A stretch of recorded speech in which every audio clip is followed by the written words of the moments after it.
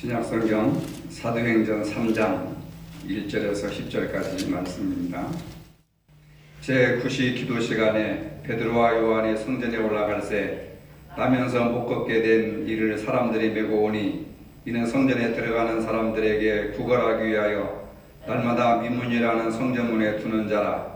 그가 베드로와 요한이 성전에 들어가려 함을 보고 구걸하거늘 베드로가 요한과 더불어 주목하여 이르되 우리를 보라 하니 그가 그들에게 무엇을 얻을까 하여 바라보거늘 베드로가 이르되 은과 금은 내게 없거니와 내게 있는 이것을 내게 주노니 나사렛 예수 그리스도의 이름으로 일어나 걸으라 하고 오른손을 잡아 일으키니 발과 발목이 곧 힘을 얻고 뛰어 서서 걸으며 그들과 함께 성전으로 들어가면서 걷기도 하고 뛰기도 하며 하나님을 찬송하니 모든 백성이 그 걷는 것과 하나님을 찬송함을 보고 그가 본래 성전 미문에 앉아 구걸하던 사람인 줄 알고 그에게 일어난 일로 인하여 심히 놀랍게 여기며 놀라니라. 아멘.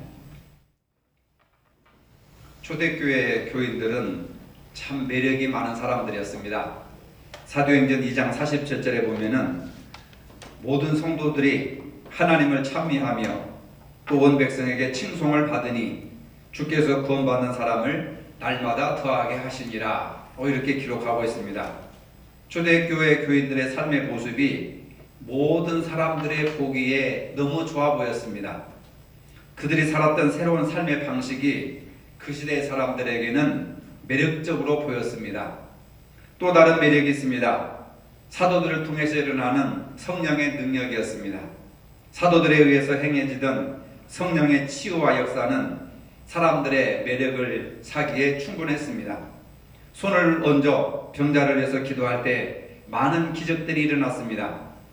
사도행전 2장 43절에 보면은 사람마다 두려워하는데 사도들로 말미암아 기사와 표적이 많이 나타났다고 했습니다. 이처럼 초대교회는 예수님을 신앙의 중심으로 모심으로 매력적인 신앙생활을 했습니다. 오늘 한국교회는 안 믿는 사람들에게 매력적인 모습이 아니라 아주 불편한 모습으로 비춰지고 있는 것이 매우 안타깝게 여겨지고 있습니다. 오늘 읽은 말씀은 사도들을 통해서 일어난 놀라운 일과 기적들 가운데 하나입니다. 1절에 보니까 제9시 기도 시간에 베드로와 요한이 성전으로 올라가는데 라고 이렇게 기록하고 있습니다. 초대교회 교인들은 하루에 3번씩 시간을 정해놓고 기도했습니다. 오전 9시, 정오 12시, 그리고 오후 3시에 기도했습니다. 그들은 성전에서 기도하는 그 모습을 하나님이 가장 기뻐하신다고 생각해서 하루에 3번씩 시간을 정해놓고 성전에 올라가서 기도했습니다.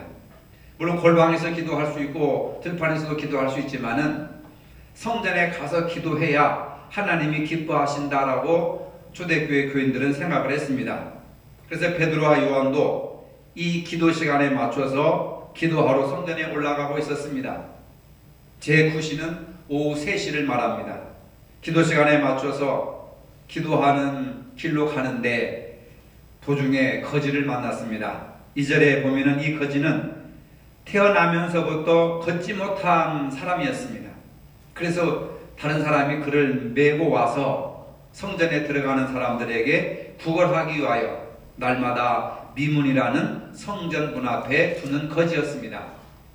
미문이라고 하는 것은 아름다울 미자를 쓰는데 성전 안으로 들어가는 이 문이 금과 은으로 장식되어 있어서 미문이라고 합니다. 이 문은 경건한 유대인들이 성전으로 들어갈 때 주로 이용하는 문입니다. 경건한 유대인들은 다른 사람들의 눈을 의식해서 성전 문에서 구걸하는 사람들에게 돈을 더 잘 주었습니다. 나는 이렇게 경건한 사람이고 구제도 많이 하는 사람이니까 나는 의로운 사람이다 라고 자기 의를 과시하기 위해서 미문으로 들어가기 전에 그 앞에 있는 거지에게 다른 사람들에게 보이려고 구제를 많이 했다 그 말입니다. 그래서 이 미문이라고 하는 곳은 구걸하기에 딱 좋은 장소였습니다. 이 거지는 가장 좋은 자리를 차지하고 있었습니다. 사람들이 많이 들어오는 기도 시간에 맞추어서 그리고 경건한 유대인들이 출입하는 그 문 앞에서 구걸을 하고 있었습니다.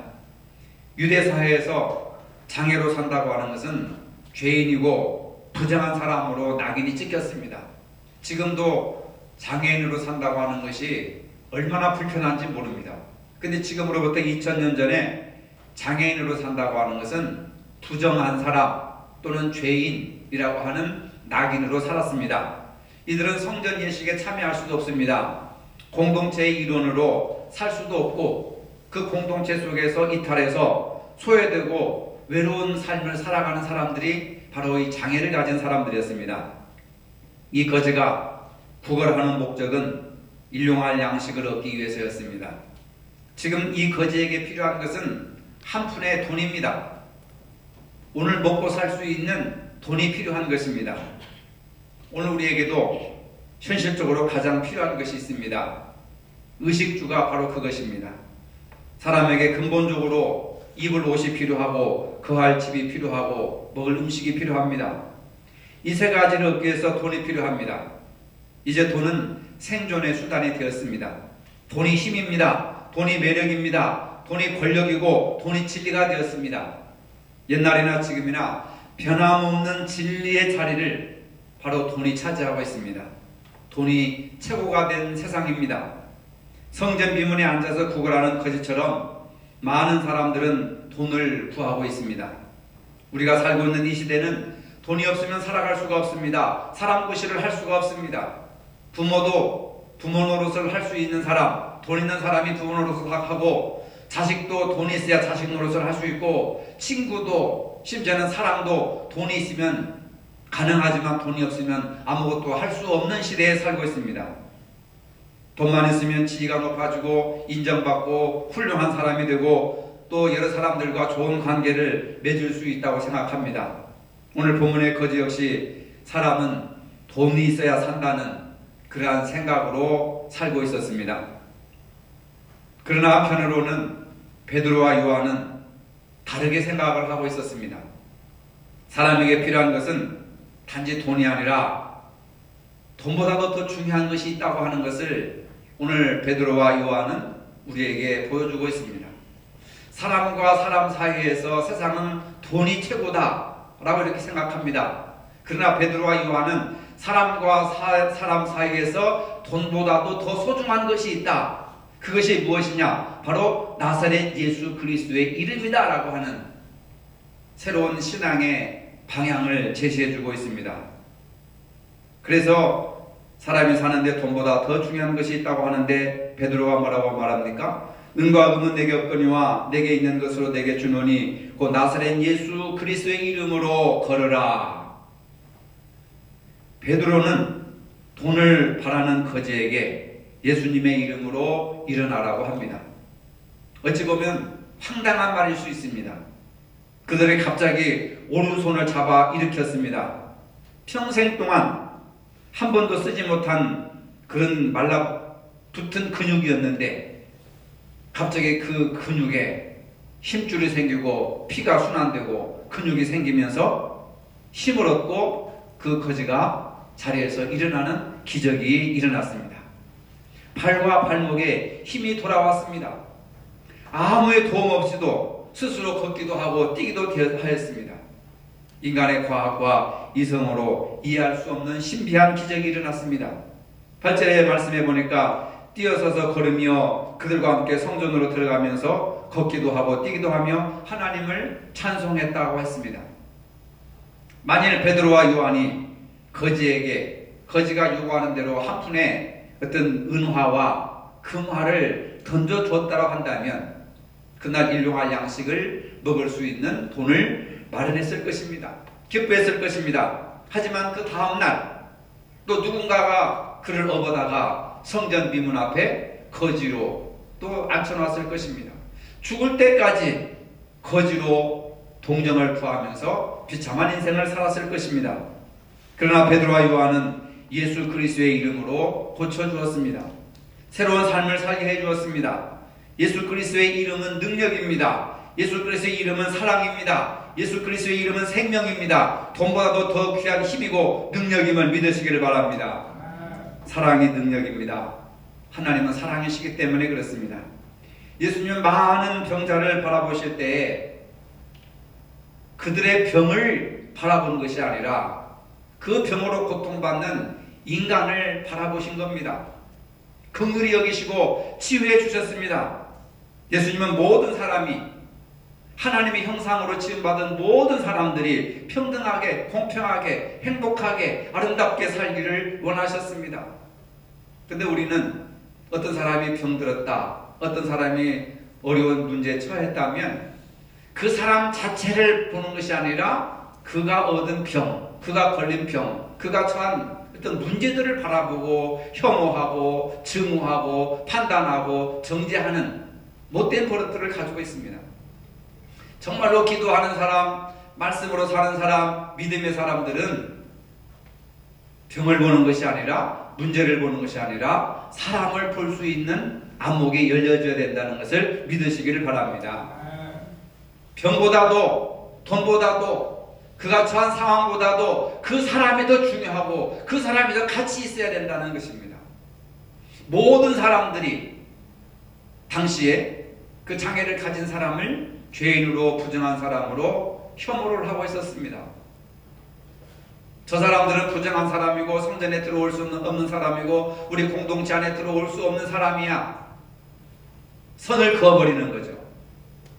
근데 베드로와 요한은 당시 유대교라고 하는 사회가 선을 그어놓고 경계를 그어놓고 이 안에는 들어오면 안 된다. 우리는 정상적인 사람들, 의로운 사람들만 사는 것이고 너희들은 장애인들, 또 배우지 못한 사람들, 또 율법을 모르는 사람들, 이런 사람들이 살고 있는 그 영역으로 갈라져 있는데 그 예가 사마리아라고 하는 좋은 예가 있지 않습니까? 근데 베드로와 요한은 기도하는 사람들이고 성령 받은 사람들이기 때문에 그들을 혐오하고 배척하는 것이 아니라 그의 손을 잡아주었습니다. 여러분, 이게 굉장히 중요한 거예요. 죄인으로 부정한 사람으로 낙인 찍힌 그 사람의 오른손을 잡아주었다는 사실. 그것은 뭐예요? 당신도 우리와 똑같은 사람이다. 당신은 부정한 사람이 아니라 죄 때문에 병에 걸린 것이 아니다. 우리와 똑같은 사람이다. 하나님의 형상으로 지음받은 사람이고 존귀하고 또 존중받아야 되고 사람답게 살아갈 수 있는 권리가 있는 사람들이다 라고 하는 측면에서 그걸 환대라고 합니다. 그 사람의 손을 잡아주었습니다. 이게 사랑이고 이게 복음이고 이게 예수 그리스도의 십자가의 능력이심을 믿으시기를 바랍니다. 근데 우리는 손잡아주지 않잖아요. 너는 병들었어. 너는 부정해. 너는 죄인이야. 너는 우리와 생각이 달라. 너는 믿음을 가지지 않았어. 너는 문제가 많아. 해가지고 우리는 손을 잡지 않습니다. 손을 잡아주지 않습니다. 근데 베드로와 요한은 입으로만 주 예수를 증거한 것이 아니라 자기가 친히 그 더럽고 냄새나는 거지의 손을 잡아준다고 하는 거. 여러분, 이게 말로만 하는 거하고 말과 더불어서 손이 나간다고 하는 건 이건 백지장과 같은 그 차이지만은, 미세한 차이지만은 그 능력은 놀라운 능력입니다. 요즘 심리적 거리두기, 사회적 거리두기 해가지고 점점 가뜩이나 지금 개인주의로 사람들이 자기만 알고 있는 세상 속에서 코로나 바이러스 때문에 심리적으로 거리를 두고 이제는 사회적으로, 물리적으로 거리를 두어서 사람들을 멀리 하는 것이 이게 병을 이기는 방법이다, 전염되지 않은 방법이다 라고 이렇게 생각해가지고 가뜩이나 멀어진 사람들을 더 멀어지게 해버리는 그러한 아주 미묘한 그러한 사회에 우리가 살고 있습니다. 그러나 오늘 본문은 그런 모든 것들을 다 초월해서 손을 잡아준다고 하는 것, 병자의 손을 잡아준다고 하는 것, 죄인의 손을 잡아준다고 하는 것, 부정한 사람, 혐오스러운 사람의 손을 잡아준다고 하는 것, 이게 바로 복음이고 이게 바로 주님의 마음이라고 하는 겁니다. 베드로는 어떤 사람이었습니까? 불과 며칠 전만 해도 예수님을 3번씩이나 모른다고 완전히 부정했던 사람이었습니다. 죄인이었습니다. 그렇지만 용서받은 죄인이고 치유받은 죄인이고 상처받은 구원자이죠. 우리도 똑같은 예수님을 부정하고 얼마든지 예수님을 부정할 수 있는 자리에 있는 사람들입니다. 결코 베드로가 그 거지와 나을 것이 하나도 없습니다. 예수님을 3번씩이나 부인했던 원죄를 가지고 있던 사람이었습니다. 여러분, 우리가 예배당 안에 앉았다고 우리는 거룩합니까? 의롭습니까? 우리는 죄를 가지고 있지만 예수님께서 의롭다고 인정을 해주시는 거죠. 죄를 가지고 있지만 죄 없다 인정해 주시는 거죠. 우리 마음에 장벽을 좀 허물어뜨렸으면 좋겠습니다. 선을 좀 지워버렸으면 좋겠습니다. 경계를 좀 허물어뜨렸으면 좋겠습니다. 남북의 38선 장벽을 허물어뜨려서 통일시켜달라고 하면서 경상도, 전라도, 충청도, 진보, 또 보수, 남자, 여자, 정상인, 장애인, 가진 자, 못 가진 자, 이런 어떤 양극화 현상이 갈수록 심화되고 있습니다. 거기에는 기독교라고 하는 한 집단이 앞장서고 있는 거예요. 4절에 보면은 베드로와 요한으로 더불어 주목하여 가로되 우리를 보라 하니, 베드로가 그를 향해서 우리를 보라고 합니다. 거지는 돈을 주겠거니 하는 지대에 찬 눈으로 두 사람을 쳐다봅니다. 근데 실망스러운 말을 합니다. 은과 금은 내게 없다. 그럼 무엇을 주겠습니까? 내가 소유한 것은 나사렛 예수 그리스도의 이름뿐이다. 이것을 너에게 주겠다. 여러분, 오늘 여러분들에게 무엇이 있습니까? 이웃에게 줄 수 있는 것은 무엇이든지 아낌없이 주어야 합니다. 먹을 것이든 입을 것이든 무엇이든지 필요로 하는 사람들에게 아낌없이 주어야 합니다. 이것이 사랑입니다.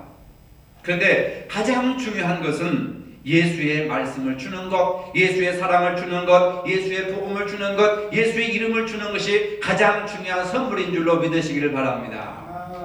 근데 예수를 주고 싶어도 내 안에 예수가 있어야 주지요.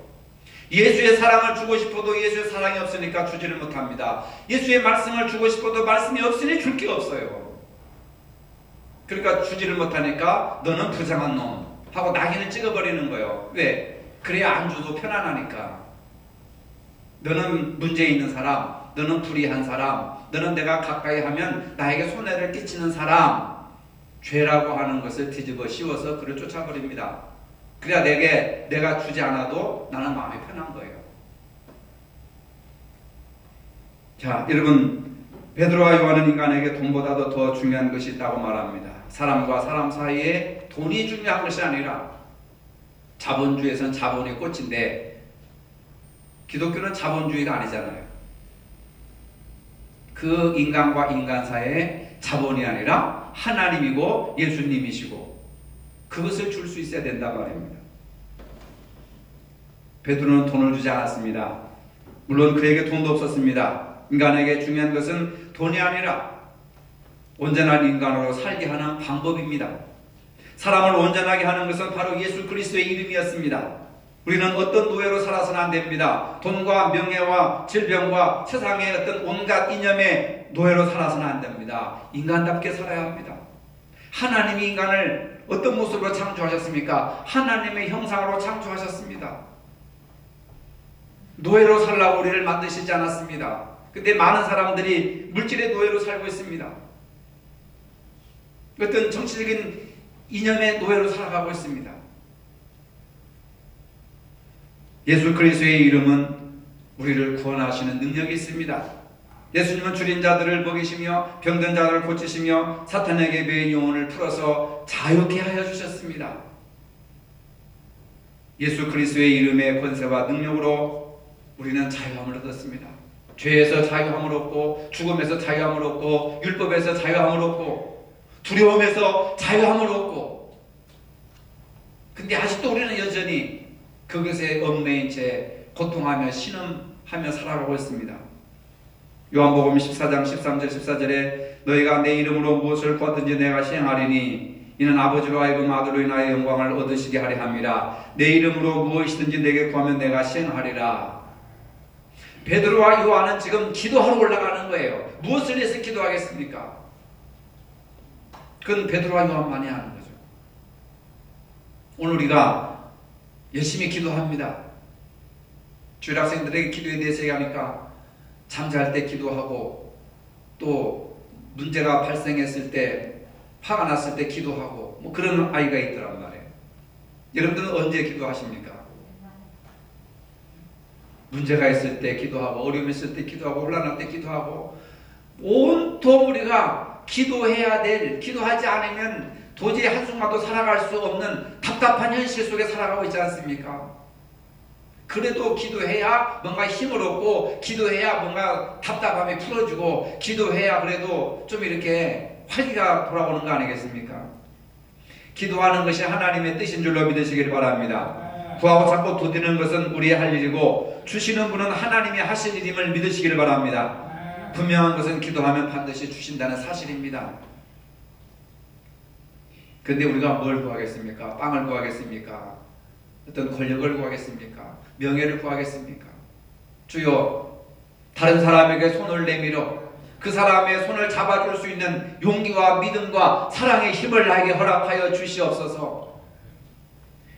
부정한 사람, 혐오스러운 사람, 죄인으로 낙에 찍은 그 사람들에게 관심을 가지고 하나님 앞에 기도하기 전에 그 사람을 일으켜 세울 수 있는 그러한 능력 있는 삶을 살게 해 주시옵소서. 이런 기도를 우리가 해야 되지 않겠느냐 그 말이에요. 오른손을 잡아 일으키니 발과 발목이 곧 힘을 얻었더라. 7절에 그렇게 말씀하고 있습니다. 발과 발목이 힘을 얻었다고 하는 것은 의학적인 용어입니다. 사도행전의 저자는 누가입니다.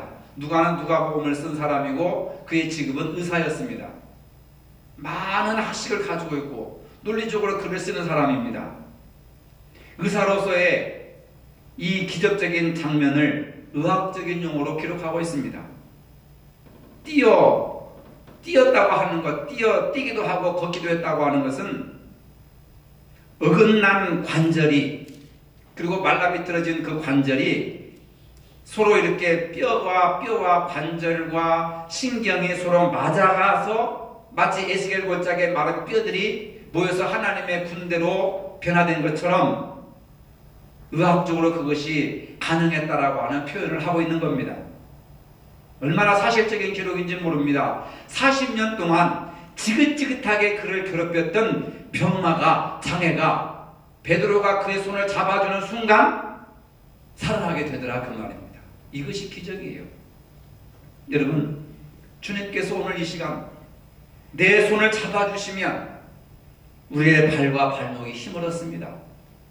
사업의 발목이 힘을 얻습니다. 건강의 발목이 힘을 얻습니다. 물질의 발목이 힘을 얻습니다. 기도의 발목이 힘을 얻습니다. 찬양의 발목이 힘을 얻습니다. 사랑의 발목이 힘을 얻게 됩니다.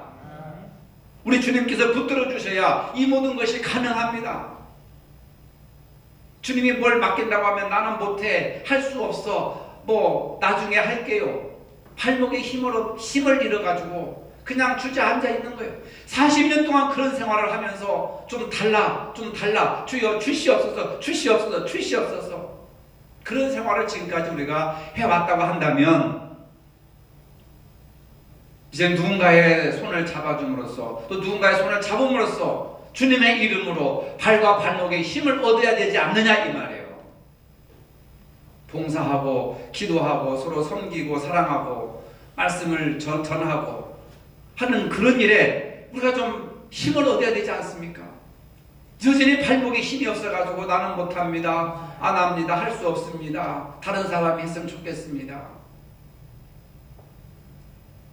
오늘 우리에게도 예수님의 이름으로 그동안 쓰지 못했던 발목이 곧 힘을 얻고 뛰어서서 또 걷기도 하며 뛰기도 하며 하나님을 찬양하며 열심을 내시기를 바랍니다. 8절에 뛰어서서 걸으며 그들과 함께 성전으로 들어가면서 걷기도 하고 뛰기도 하며 하나님을 찬미하였다. 이 사람은 부정한 사람이요 죄인이라 성전에 도저히 들어갈 자격이 없어요. 근데 걷고 나니까 뛰기도 하니까 이 사람이 성전에 들어가는데 누구 하나 제지를 하지 않습니다. 정상인들만 성전에 들어가는 거고 장애를 가진 사람들은 성전에 들어가지 못하는 그런 사회 속에서 정상인으로서 언제나 인간으로서 회복을 말하는 겁니다.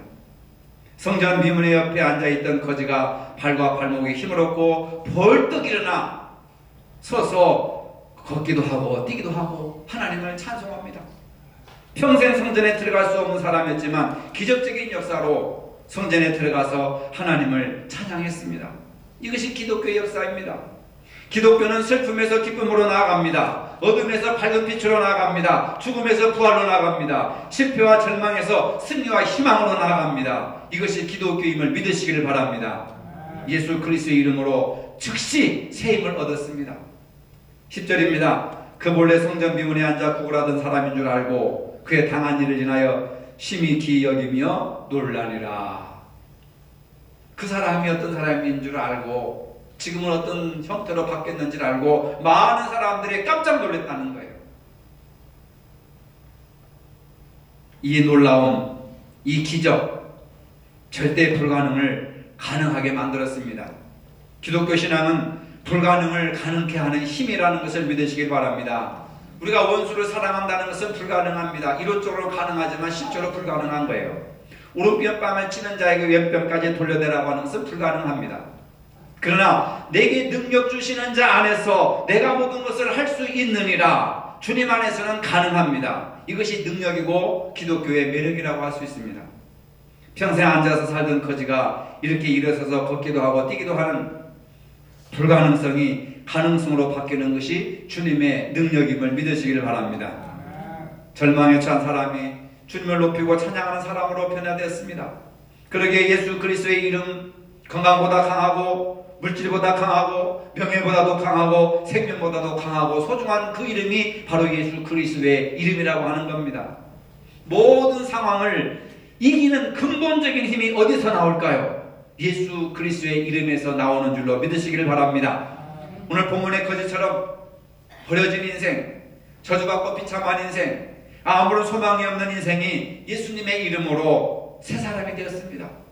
새롭게 살아가게 되었습니다. 새로운 사람이 되었습니다. 건강한 사람이 되었습니다. 찬양하는 사람이 되었습니다. 주님을 증거하는 사람이 되었습니다. 이제는 물질을 구하는 사람이 아니라 주님의 이름을 주는 사람이 되었습니다. 거지가 아니라 복음을 전하는 사람이 되었습니다. 이 얼마나 놀랍고 신비한 축복입니까?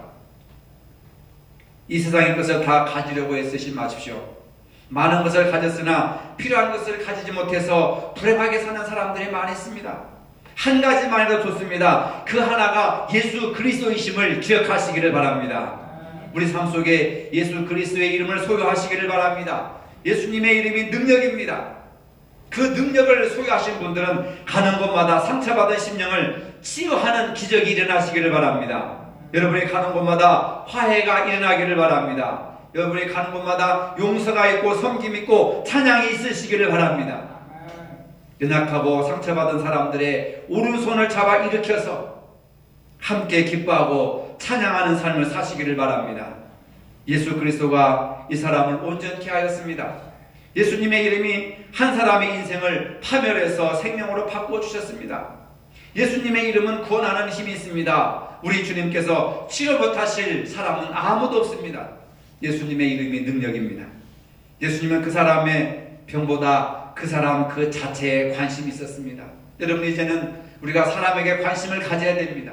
어떻게 하면 내가 저 사람을 사랑하고 섬길 수 있을까? 어떻게 하면 저 사람을 존중해 줄 수 있을까? 존엄성 있게 대접해 줄 수 있을까? 환대할 수 있을까? 이런 마음들을 갖는 것이 주님의 마음을 갖는 겁니다. 물질보다 사람 자체에 관심을 가지시기를 바랍니다. 톨스토이는 그의 작품 사람은 무엇으로 사는가에서 사람은 사랑으로 사는 존재라 이렇게 말하고 있습니다. 성경은 사람이 빵으로만 살 것이 아니라 오직 하나님의 입에서 나오는 모든 말씀으로 살 존재라고 인간의 존재에 대해서 말하고 있습니다. 오늘 여러분들은 인간으로서 무엇을 구하고 있습니까? 주님 앞에 무엇을 구하고 있습니까? 오늘 본문의 거지는 평생 동안 병으로 사람 구실을 하지 못하고 구걸만 하던 사람이었습니다. 베드로와 요한을 만나 주님의 이름으로 고침받았습니다. 베드로와 요한은 그 거지의 손을 잡아주었습니다. 따뜻하게 잡아주었습니다. 주님의 심정으로 잡아주었습니다. 이것이 환대고 이것이 사랑이고 이것이 대접입니다. 거지에게 새로운 인생이 돌아왔습니다. 그를 변화시킨 것은 돈이 아니었습니다. 명예가 아니고 권력이 아니었습니다. 그를 변화시킨 것은 오직 예수님의 이름이었습니다. 오늘 이 아침에 여러분 예수님의 이름을 힘써 구하시기를 주님의 이름으로 축복합니다. 거룩하신 주님, 오늘 저에게 필요한 것은 물질이 아닙니다. 예수님의 거룩한 이름임을 알게 해주셔서 감사합니다. 예수님의 이름으로 힘을 얻게 하여 주시고 능력을 얻어서 자신은 물론 다른 사람들까지도 치유하는 삶을 살아갈 수 있도록 주여 도와주시옵소서. 상처받고 또 고통 속에 있는 사람들의 손을 잡아줄 수 있는 나사렛 예수 그리스도의 이름을 줄 수 있는 베드로와 요한과 같은 삶을 살아갈 수 있는 저희들이 되게 하여 주시옵소서. 예수님의 이름으로 기도합니다. 아멘. 주를 안모하는 자 올라가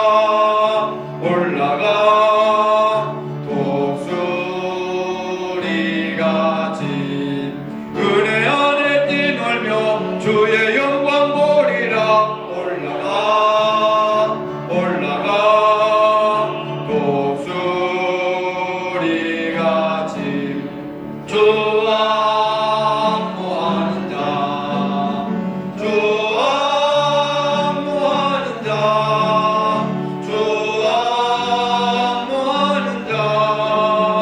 늘 강건하리라. 주를 안모함으로써 늘 강건하시기를 바랍니다. 이제는 우리 주 예수 그리스도의 은혜와 하나님 아버지의 무한하신 사랑과 성령의 교통하심이 예수 그리스도의 이름을 구하며 살기를 원하는 모든 성도들 머리 위에 이제로부터 영원토록 함께 하시기를 축원하옵나이다. 아멘.